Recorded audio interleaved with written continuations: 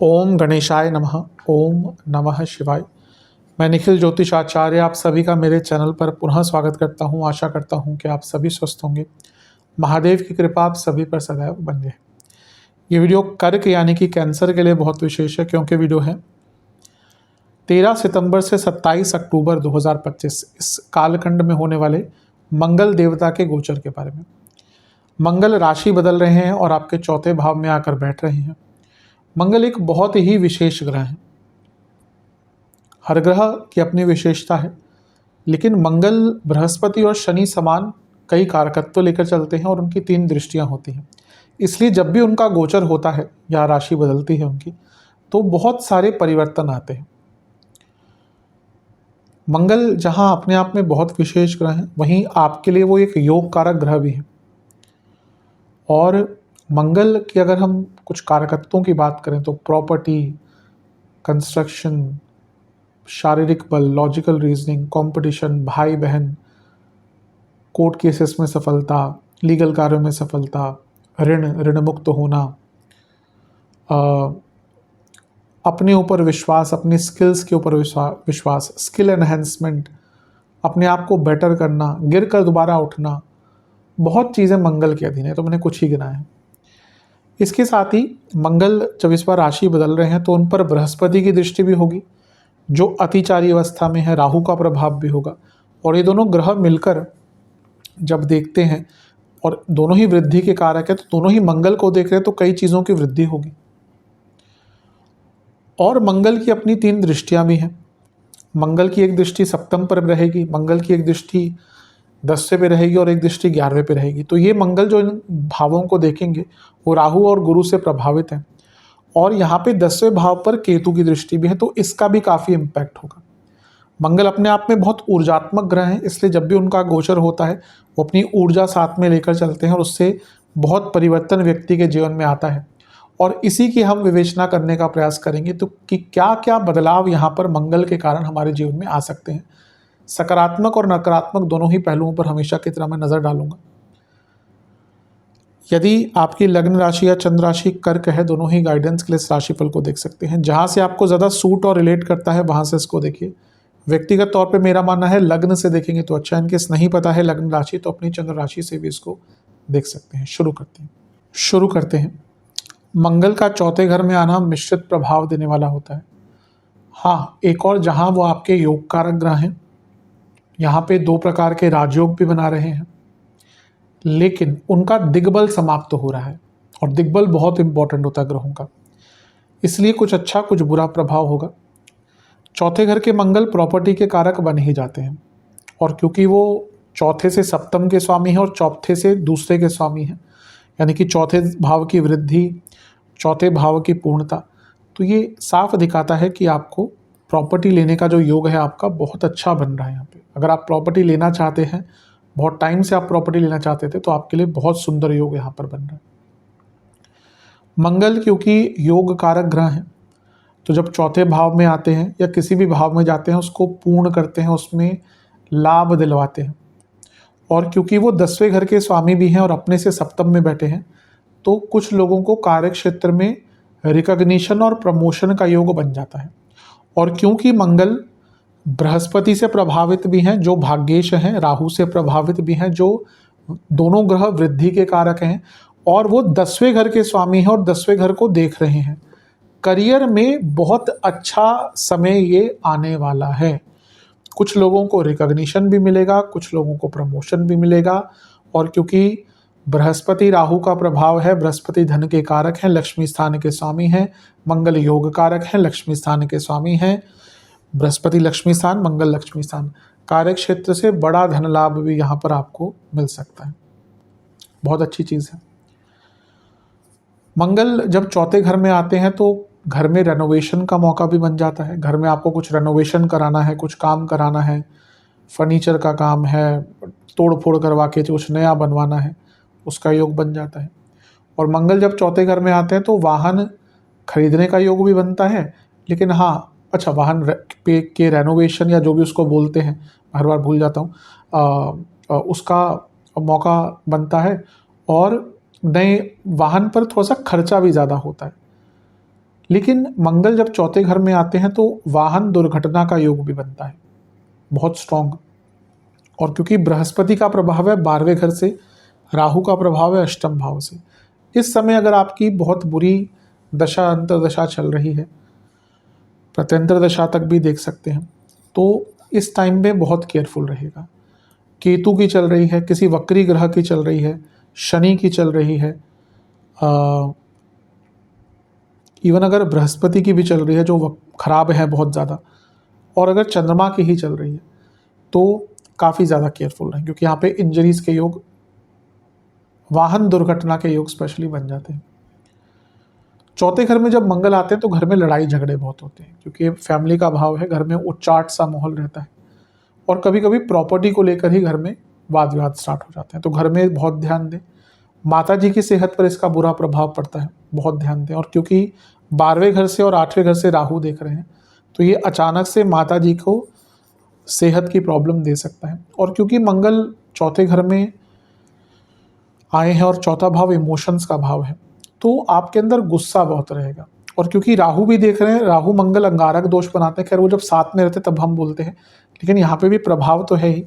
तो आपके अंदर उग्रता बहुत रहेगी। प्रॉब्लम कर्क वालों के साथ क्या है कि वो एक्सप्रेस नहीं कर पाते, वो टाइम पे एक्सप्रेस नहीं करते। लेट्स से कि उनको अभी गुस्सा आ रहा है आप पे, तो 2 हफ्ते बाद बोलेंगे। अब तब तक बात गई, रात गई, चीज़ें भूल जाता है व्यक्ति, वो चीज़ रहती ही नहीं, वैसे एक्सप्रेसिव नहीं होते कर्क वाले। तो वो अब उनके, और प्रॉब्लम क्या होती है, वो मन में ही उस चीज़ को चलाते रहते हैं। तो यहाँ पे यही प्रॉब्लम है कि वो मन में जो गुस्सा है ना, वो गलत तरीके से निकलेगा और उसके कारण कई संबंध बिगड़ सकते हैं। घर में मरम्मत पर बहुत पैसा होगा, लेकिन थोड़ा सा खर्चा ज़्यादा भी हो सकता है, तो अपने खर्चों पर कंट्रोल रखें। और जब उग्रता की हम बात करते हैं तो फैमिली के साथ बहुत ध्यान दें, क्योंकि ना यहाँ पे कुछ ऐसा होता है कि फैमिली से संबंध बिगड़ते हैं। अब थोड़ी सी बृहस्पति और राहु के प्रभाव की बात कर लेते हैं। क्योंकि बृहस्पति 12वें घर से देख रहे हैं और राहु 8वें घर से देख रहे हैं, 12वां घर विदेश, राहु विदेश, तो यहाँ पे विदेश संबंधित बहुत मौके मिल सकते हैं। विदेश से लाभ, विदेश में जॉब, एमएनसी में जॉब करते हैं उनके लिए अच्छा। और चौथे घर में मंगल है, राहु बृहस्पति का प्रभाव है, 12वां भाव और राहु दोनों का इम्पैक्ट है। और चौथा भाव रेजिडेंस का है। अगर आप विदेश में और अपना पीआर आदि अप्लाई करना चाहते हैं, विदेश में वीज़ा आदि के कार्य अपने पूर्ण करना चाहते हैं, तो बहुत अच्छा संयोग बन रहा है। क्योंकि मंगल दशमेश है और पंचमेश भी है, तो करियर में वृद्धि, करियर में कुछ नया सीखने का मौका, और स्टूडेंट्स के लिए भी बहुत अच्छा मौका यहाँ पर बन जाता है। और इवन कुछ लोगों के नए रिलेशनशिप भी स्टार्ट हो सकते हैं, और क्रिएटिविटी आपकी बहुत अच्छी रहेगी। बस प्रॉब्लम यह है कि जैसे मैंने शुरू में कहा था, मंगल का दिग्बल समाप्त है, तो जो लोग बहुत बड़ी पोस्ट पे है ना, सबके लिए इतना इम्पैक्ट नहीं रहेगा। लेकिन अगर आप कार्य क्षेत्र में बड़ी पोस्ट पे हैं, तो आप अथॉरिटी लैक करेंगे, मतलब कि लोग आपकी बात बहुत आराम से सुनेंगे नहीं। तो इस पर काफ़ी ज़्यादा ध्यान देने की आपको आवश्यकता है। मोर और लेस मैं यही कहूँगा कि अपने एग्रेशन पर अगले 1.5 महीने के लिए प्रॉब्लम के पे कंट्रोल कीजिएगा। क्योंकि जैसे मैंने कहा ना, अब जैसे मेष वाला व्यक्ति है, वृश्चिक वाला व्यक्ति है, हमें पता है कि वो गुस्से वाला व्यक्ति है, उनको गुस्सा आता है। अब जैसे लेट्स से कि हम अगर सामान्य जीवन में कहें ना, कुछ लोग गुस्से वाले होते हैं, हमें पता है वो गुस्सा करेगा, तो लोग उससे बात ही नहीं करते वैसे, या अवॉइड करते हैं, जो भी है। हम अगर गुस्सा करता भी है तो हम कहते हैं ठीक है, गुस्सा करता ही है। अब कर्क वाला व्यक्ति, अब जब ये गुस्सा करेंगे ना, तो लोग कहते हैं ये इसको क्या हो गया। क्योंकि अगर आपकी प्रकृति गुस्से वाली नहीं है, आप वैसे गुस्सा नहीं करते हो, लेकिन अचानक से आपके अंदर वो गुस्से का अंबार आ गया, तो फिर लोग बहुत ज़्यादा गलत सोच लेते हैं। मैं हमेशा कहता हूँ ना, कर्क की प्रॉब्लम है, वो गलत जगह पर ही, गलत टाइम पे ही गुस्सा दिखाते हैं। जब दिखाना चाहिए तब अवॉइड करते हैं, तब एस्केप करते हैं उस जगह पर। फिर बाद में 2 महीने बाद बोलेंगे मुझे वो बुरा लग गया था, तब तक तो बात बदल जाती है। तो यहाँ पे अपने एग्रेशन पर बहुत कंट्रोल कीजिएगा। मंगल पंचमेश भी हैं और राजयोग बना रहे हैं, तो स्टूडेंट्स को बहुत अच्छा मौका मिलेगा। और क्योंकि वो 10वें घर को देख रहे हैं, जो पंचम से छठा है, स्टूडेंट्स को कंपटीशन में सफलता मिलती है। लव लाइफ नई स्टार्ट हो सकती है, लेकिन क्योंकि पंचमेश अपने से 12वें में है और राहु से प्रभावित है, तो रिलेशनशिप में प्रॉब्लम्स, रिलेशनशिप में कन्फ्यूजन, और 12वें घर का प्रभाव है क्योंकि वहाँ पे से बृहस्पति देख रहे हैं, जो एक प्रकार से छठे घर के स्वामी हैं। तो आर्ग्यूमेंट्स तो होंगे ही रिलेशनशिप में, लेकिन कुछ रिलेशनशिप का अंत भी हो सकता है। मंगल का प्रभाव 7वें घर पर होगा जहाँ पे उनकी उच्च की राशि है, क्योंकि वो योग कारक ग्रह है, राजयोग बनाकर बैठे हुए हैं, वो भी 2 प्रकार के, क्योंकि केंद्र का स्वामी केंद्र में, त्रिकोण का स्वामी त्रिकोण में, और वो पंचमेश हैं। तो अगर विवाह नहीं हो रहा था तो विवाह का योग बनता है, और अगर आप रिलेशनशिप से मैरिड लाइफ की तरफ बढ़ना चाहते हैं तो उसका योग बन जाता है। लेकिन ये मंगल 6ठे घर के स्वामी बृहस्पति का प्रभाव और अष्टम में बैठे राहु का प्रभाव लिए हैं, और सप्तम भाव पर प्रभाव है उनका। तो मैरिड लाइफ में 2 चीज़ें होंगी, उग्रता बहुत बढ़ेगी, बहुत लड़ाई झगड़े होंगे, और आपके पति या पत्नी की सेहत निरंतरता से खराब रहेगी। तो उनका ध्यान दीजिए और लड़ाई झगड़े कम ही करें तो अच्छा है।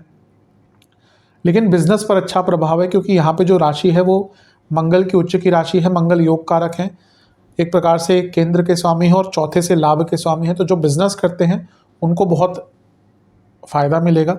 और क्योंकि ये 10वें घर के स्वामी हैं, 10वें से 10वें को देख रहे हैं, 10वें से सप्तम में बैठे हैं, रिकॉग्निशन का बहुत सुंदर योग है, प्रमोशन का बहुत सुंदर योग है। आपको प्रमोशन, पैसा बढ़ना, ये सब यहाँ पे अंकित हो रहा है।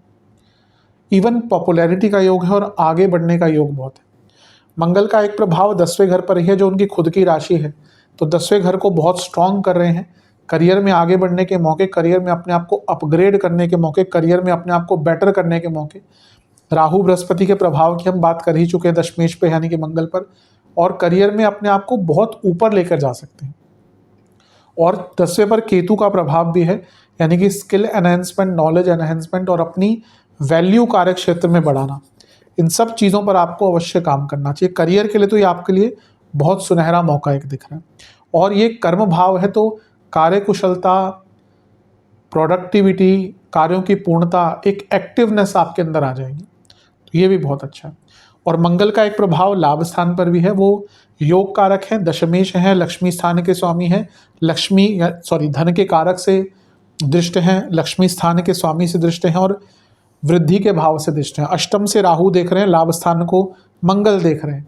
अचानक से बड़े धन के लाभ के मौके, अचानक से गुप्त धन की वृद्धि, अचानक से स्पेकुलेटिव मार्केट से लाभ, और ये एसेट्स का भाव है, ये प्रॉपर्टी के कारक हैं, यहाँ पे देख रहे हैं। तो प्रॉपर्टी के भी लाभ, घर में भी किसी को प्रॉपर्टी का लाभ हो सकता है। तो बहुत अच्छा मंगल का ये गोचर दिख रहा है। जो भी मैंने अच्छी चीज़ें कही उनका ध्यान दीजिए। गुस्से पर कंट्रोल, फैमिली के रिलेशन संभाल कर रखें, इन सब पर बहुत ध्यान देना है। सेहत के अनुसार जिनको बीपी की प्रॉब्लम है, जिनको हड्डियों के रोग हैं, जिनको बॉडी में इन्फ्लेमेशन रहता है, कोलेस्ट्रॉल बढ़ा हुआ, और जिनको कार्डियक प्रॉब्लम है, बहुत ध्यान दें, बहुत ज़्यादा ध्यान दें। और इंजरीज का मैंने कहा, एक्सीडेंट्स का मैंने कहा, ध्यान दीजिएगा। ओवरऑल काफ़ी अच्छी चीज़ें हैं। जो भी नेगेटिव मैंने कहा उन पर काफ़ी ध्यान दीजिएगा। उपाय की बात कर लेते हैं। हनुमान जी के सामने बैठिएगा, मीठे पान का भोग लगाइएगा, गुड़ के बने किसी मिष्ठान का भोग लगाइएगा। मंगल देवता का एक मंत्र है, ओम सुख कराय नमः, इसका आपको 108 बार जाप करना है।